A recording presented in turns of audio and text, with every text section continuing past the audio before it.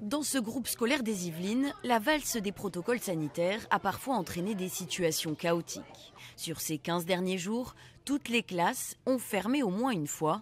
C'est toute l'organisation qui est chamboulée, y compris le temps éducatif, comme le souligne le directeur du périscolaire.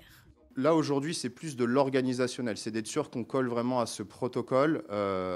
Malgré tout, on fait en sorte quand même de faire notre métier, d'accueillir les enfants dans les meilleures conditions possibles. On est obligé de mettre en place un système où les enfants, on ne peut pas les brasser.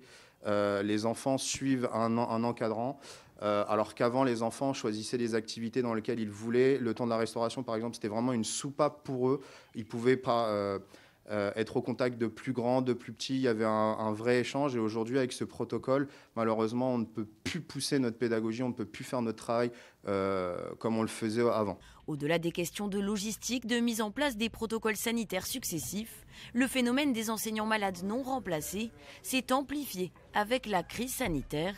Les parents d'élèves doivent désormais composer avec les nombreuses absences des professeurs. On perd un peu le sens là. On dirait qu'on arrive à quasiment 2 ans de crise. Les parents sont vraiment inquiets aujourd'hui. La gestion logistique au jour le jour avec les employeurs, certains parents, les familles monoparentales surtout, peuvent se trouver en grande difficulté vis-à-vis de leurs employeurs parce que tout le monde ne peut pas télétravailler. Et on s'inquiète aussi effectivement pour la suite de savoir si les moyens vont vraiment être mis sur la table pour permettre à nos enfants d'avoir une scolarité épanouie et puis d'être bien dans leur basket et d'être les citoyens de demain, parce que c'est vraiment ça dont il est question. Pour le maire de la ville, le maître mot a été l'adaptation de tous, parents, enseignants, mais également les professionnels du périscolaire.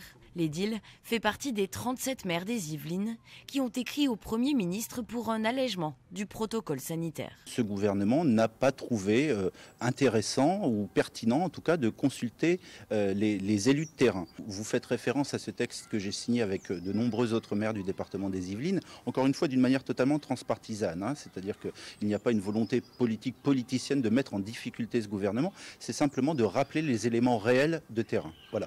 Et vous mentionner ces annonces tardives dont on a l'habitude depuis 2 ans, soyons très clairs. On a toujours dû subir l'arrivée de textes, les annonces dans les médias et dernièrement, j'ai envie de dire, la cerise sur le gâteau, le fait d'annoncer dans des médias payants et donc non accessibles à tout un chacun. Le Premier ministre a indiqué envisager un allègement du protocole dans les écoles au retour des vacances de février.